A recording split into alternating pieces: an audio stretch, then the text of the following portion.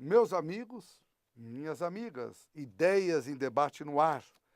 Hoje eu tenho a satisfação de receber aqui o nosso grande deputado estadual, um empresário, um amigo do trabalhador, que é o Pedro Cacá, deputado, inclusive, que é líder, inclusive, do Podemos na Assembleia de São Paulo. O nosso amigo Pedro Cacá tem tantas coisas que na vida dele, olha, eu vou lhe dizer, viu? Esse moço viveu e trabalhou bem e vai trabalhar mais ainda. Nasceu em Nova Esperança, lá no Paraná. Chegou em São Paulo em 1970 e trabalhou como produtor rural e também na construção civil. E há 16 anos assumiu o mercado da praça, que se tornou uma rede e tem 28 lojas e 1.200 funcionários. Graças ao seu trabalho social, desenvolvido na Zona Leste, acabou sendo convencido a entrar na política. E hoje, deputado estadual. E no momento que estamos vivendo, tempos muito estranhos no Brasil, não é? A gente tem a situação do Lula, a situação de outras pessoas com problemas, o povo desesperançoso, muito desemprego. Nós estamos vivendo momentos realmente complexos e, ao mesmo tempo, nós temos esse ano eleições e é o momento de nós termos o voto consciente naqueles que vão trabalhar para um Brasil melhor. Então, eu queria agradecer a sua vinda, deputado Pedro Cacá, e já vamos começando a falar com aquelas pessoas do outro lado da telinha sobre a sua percepção da questão da geração de emprego. Porque eu queria fazer mais um rápido preâmbulo. Nós estamos vivendo a 4ª geração industrial, que é o título, inclusive, do seminário da UGT, agora no mês de abril. Tem a inteligência artificial, tantas coisas acontecendo e o desemprego ainda muito elevado no Brasil. Não sei se você tem algum projeto, tem um debate, tem discussão na Assembleia sobre essa questão que aquelas pessoas que estão nos vendo nesse momento, com certeza absoluta, estão muito interessados em saber. Então vamos começar geração de emprego, ouvindo o nosso convidado especial, o deputado Pedro Cacá. Todas as câmaras são suas. Em primeiro lugar, quero cumprimentar ao nosso presidente Ricardo Patá, que com muita excelência desempenha essa grande liderança que os comerciários tanto precisam e, portanto, meus parabéns. Aos telespectadores, eu, na realidade, como no preâmbulo, eu vim da zona rural, trabalhei a minha infância, o linguajar do popular que fala, peguei no cabo seco. Cabo seco. Né? E naquela época a tecnologia no campo era quase zero e, enfim, não restava outra maneira a não ser aquele trabalho de lavrar a terra e entender toda a dificuldade que o trabalhador, e na época eu trabalhava junto com eles, já passávamos e sentíamos. Infelizmente, por falta talvez de uma política agrícola mais bem sintonizado com, e principalmente com o pequeno trabalhador, houve aí um processo de êxodo rural, da qual eu fiz parte desse movimento.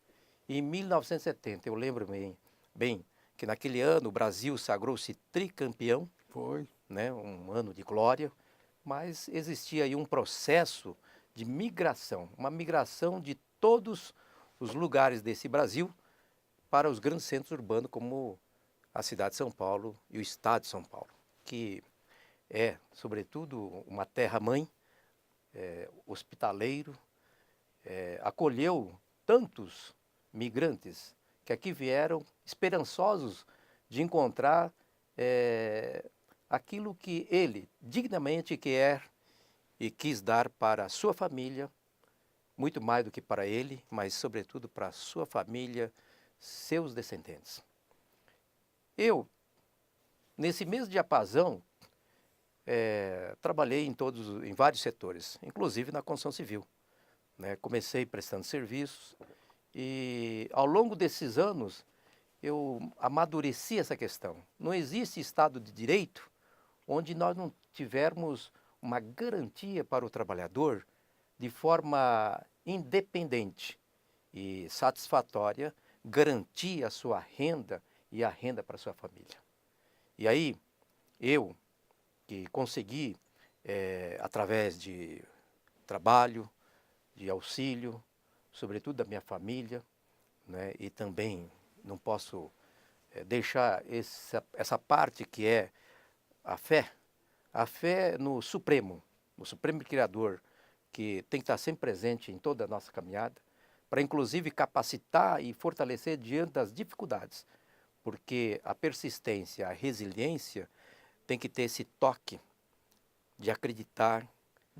E fé é isso, acreditar uma coisa que você não está vendo, mas tem certeza que vai acontecer. E hoje, estou, como foi dito, há 16 anos, salvando o emprego. A primeira loja que eu salvei foi, no meio de tanta crise, muito parecida com o que nós estamos enfrentando hoje, com uma população de quase 13 milhões de desempregados, oficialmente falando, mas tantos aqueles que estão no subemprego e aqueles que até desistiram de procurar emprego. Então, nessa somatória, nós alcançamos uma cifra quase 21 a 22 milhões de trabalhadores. Para um Brasil onde, abençoado por Deus, que nos concedeu a fauna e a flora, onde a cada palma que você anda tem condições de plantar e aqui tudo que se planta dá. Mas como é que a gente pode assistir esse fenômeno se não for por uma falta de uma organização de trabalho, onde esse digamos, enlace entre o trabalhador com aquele que resolve empreender tenha uma relação harmônica com o objetivo comum de crescimento em prol da nossa pátria. Então, eu sempre defendi que a empresa tem que ter o papel social. A empresa que não desempenha esse papel social, ele não está mais em condições de sobrevivência. Talvez, não sei, naquela época onde o capitalismo nasceu, há 400 anos atrás, talvez a relação pudesse ser um pouco diferente, mas hoje é inquestionável. E nós temos então que caminhar juntos com um projeto onde o empregador, o empreendedor, junto com o seu trabalhador, consiga realizar o sonho de todos. E aí vem uma outra questão. Na estatística, a gente sabe que a maior parte dos empreendedores são pequenos, não são as gigantescas empresas. No Brasil, predominantemente, quem gera realmente emprego são empresas de pequeno porte. Às vezes até aquele que o próprio dono, junto com o seu colaborador, diuturnamente e de forma incansável, quase que misturando-se com eles, labuta a jornada de trabalho e, portanto, existe uma convivência e é exatamente esse setor que eu foco. Eu tenho certeza que os grandes, e nada tenho contra isto, quero deixar bastante claro, né, que o sistema capitalista é muito complexo e aí, na dimensão globalizada, eu quero entender que é uma relação que a gente tem que saber respeitar e enxergar os grandes players. Mas o meu foco, presidente, é sobretudo para os pequenos, aqueles que, junto e quase da mesma condição, devem se irmanar para alcançar esse objetivo. E volto a dizer, não existe uma nação, nem Estado democrático, onde nós não tivermos uma população que consiga, através do seu sustento, garantir a sua família. Você sabe que aqui no Sindicato dos Comerciários de São Paulo, os nossos quase 500 mil representados, São Paulo é enorme, não? Quase 70%, ou seja, mais de 300 mil, são de pequenas e microempresas. E são justamente para eles que focamos muito a atividade do sindicato na área assistencial. Porque são empresas que não têm condições de assistência médica ou qualquer benefício diferente. Já as grandes empresas, elas têm esses benefícios, mas têm também uma interferência política muito grande, não é? Porque eles não se acham, a meu ver, uma responsabilidade social que você tanto comentou, que é uma das questões basilares da estrutura empresarial no mundo capitalista. Então é fundamental que a gente tenha noção da importância das pequenas e microempresas, que além de gerar milhares e milhares de empregos aqui em São Paulo na área do comércio e milhões de empregos no Brasil todo, elas, na realidade, são as grandes geradoras de cidadania, não é? Porque elas dão a inclusão social e fomentam a possibilidade efetiva do trabalho e do emprego, porque o patrimônio maior do trabalhador é o emprego. E nós estamos com tanta gente desempregada. É verdade. E aí nós estamos para encerrar esse primeiro painel, apenas 1 minuto e 47. Você tem algum projeto de geração de emprego? Olha, eu como inófito na casa, né, tenho acompanhado o processo legislativo e pautei inclusive alguns projetos de lei, né?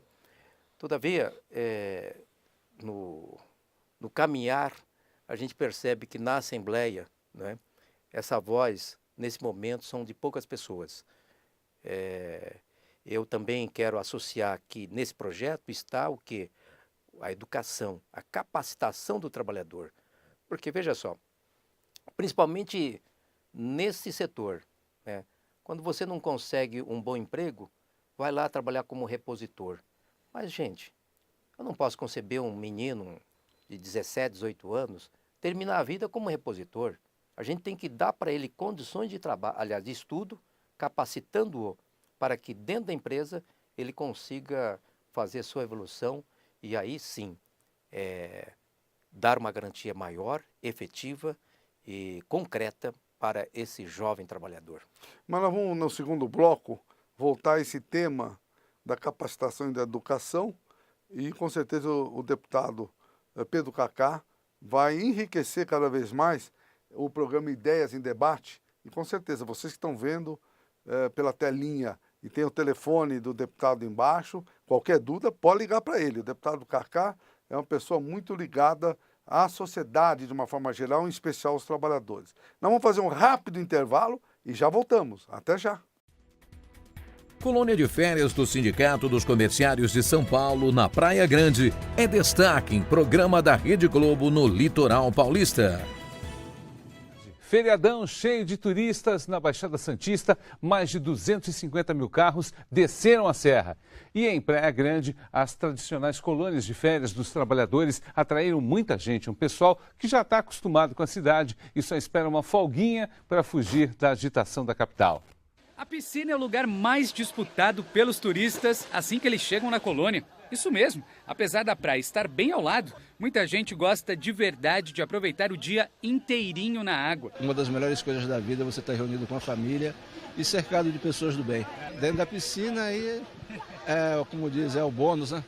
Refrescando, tranquilo, sossegado. Segundo a Secretaria de Turismo de Praia Grande, são esperados para esse feriado de Páscoa cerca de 450 mil turistas. A taxa de ocupação em hotéis, pousadas e também as colônias da cidade está em torno de 70%. A turma começou a chegar na quinta-feira e o lema por aqui é relaxar, esquecer aquela correria doida do dia a dia. O importante é estar com feriado, você curtir a família, você curtir amigos. O importante é isso, aqui é um lugar agradável. Quando aparece oportunidade, a gente não pensa duas vezes para vir, né? Mesmo que você depois está em casa, tal, você já fica preocupado com o dia de amanhã, que você tem que voltar, e pega o trânsito e tal. Aí você vem para cá, não, entendeu? Você relaxa, entendeu? Não tem hora para nada, de comer, de nada, dormir, nada. Ele gosta aqui da praia, mais a praia, à noite, procurar os barzinhos, shopping aqui da região, né? Quando eles saem da praia de manhã, eles vêm para cá. Vem para a piscina, fica na piscina, à noite vai se divertir, tem o futebol na quadra também. Esse casal da capital, há 14 anos, faz o mesmo caminho. Pintou um feriado prolongado, eles pegam a estrada e descem a serra. Aproveitam tudo que se tem para fazer na praia, inclusive rever os amigos que colecionaram ao longo do tempo. A gente acaba se comunicando, dizendo, ó, tô descendo lá para a colônia lá, vocês vão para lá. E se eles vierem para cá, a gente acaba se encontrando aqui, né? E a gente bate um papo, faz aquela vamos dizer assim, aquela salada mista, né, de conversas, né? Mas é muito bom. Na realidade, o seu dia a dia já é estressante, muito estressante. Então, acredito que as pessoas vêm para cá para relaxar, para se distrair. E a gente acaba um ajudando o outro, né? Tirar aquele estresse, que chega aqui e tudo passa.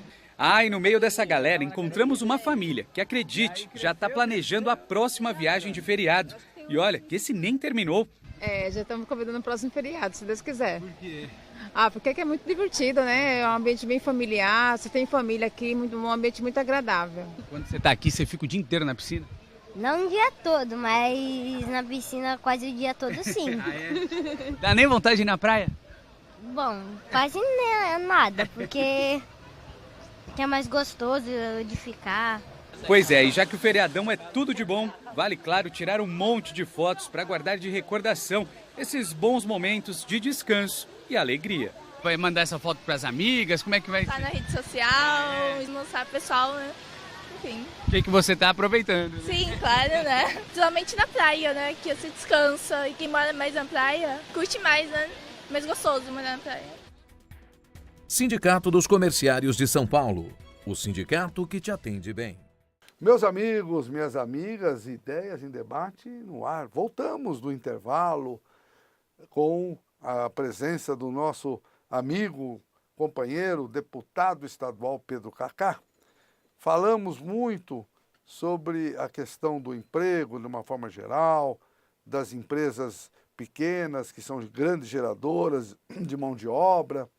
E agora vamos falar de um tema que no finalzinho do programa o deputado Pedro Kaká enunciou para nós a importância da questão da capacitação, da educação e assim por diante. Antes, inclusive, fazer uma pequena introdução.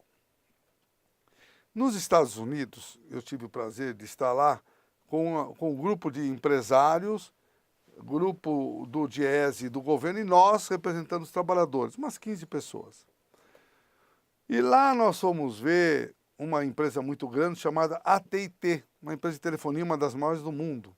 E tinham um arquivo que para mim era moderníssimo, com 500 pessoas trabalhando.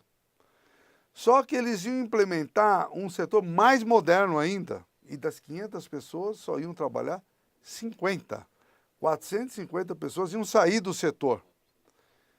Um ano antes de ocorrer, os empresários, junto com os trabalhadores, o Ministério do Trabalho de lá, a Secretaria do Trabalho, buscavam algumas alternativas, primeiro para os 50 que iam ficar. Quais seriam os 50 que tinham que se capacitar para a tecnologia mais moderna que ia ser utilizada? E os 450 que iam ser dispensados ou saírem da empresa. Então a AT&T fez um programa junto lá com o sindicato local para fazer com que algumas pessoas continuassem na própria empresa em outras funções, então estavam sendo qualificadas para isso. E outras pessoas para serem qualificadas para ir para outras empresas um ano antes. Isso significa que o Brasil utiliza muito mal a questão da capacitação e da formação, em especial no momento que a tecnologia está avançadíssima. Na área de supermercado, tem o caixa sem caixa. A loja Amazon, ela tem, em um dos seus estabelecimentos, ela funciona sem nenhum funcionário. É tudo cadastrado no celular, você pega a mercadoria, sai da loja e já está cadastrado, já está pago. Não tem funcionário. Eu não sei nem o que vai acontecer daqui a pouco no mundo.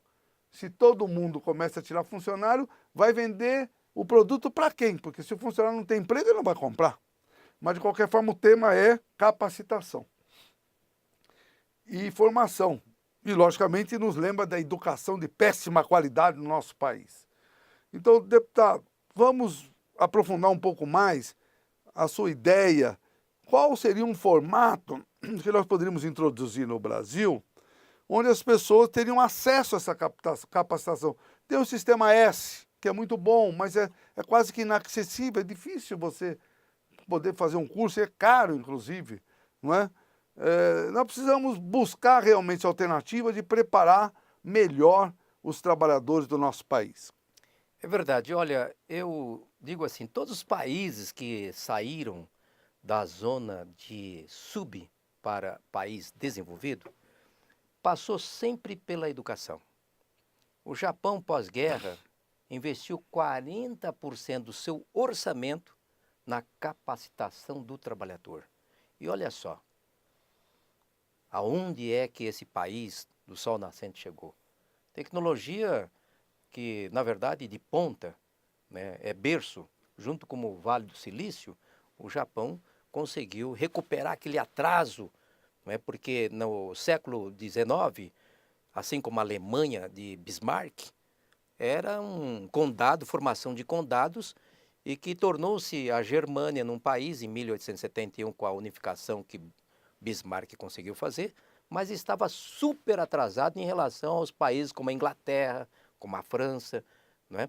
E a superação foi o quê? Investir no trabalhador, investir na capacitação. Olha, o empresário, o capitalista que entende de forma consciente, ele tem que valorizar capacitando o seu quadro, o seu colaborador. Por quê? Porque essas mudanças que nós estamos assistindo, com a tecnologia cada vez avançando, nós, e principalmente o trabalhador brasileiro, não pode ficar à mercê, ocupando esse espaço e aí, ao invés de produzir riqueza, nós vamos criar esses bolsão de pobreza. Na verdade, a questão da segurança nacional, inclusive, começa pela educação. Um povo onde está preparado não tem por que delinquir. Aqui, a marginalidade acontece, e aí, no caso, muitos cientistas da área, sociólogos, conseguem enxergar e detectar que a marginalização acontece antes. E, fruto disto, a gente vê o país, o estado de São Paulo, que não tem presídio suficiente para abrigar essa população carcerária.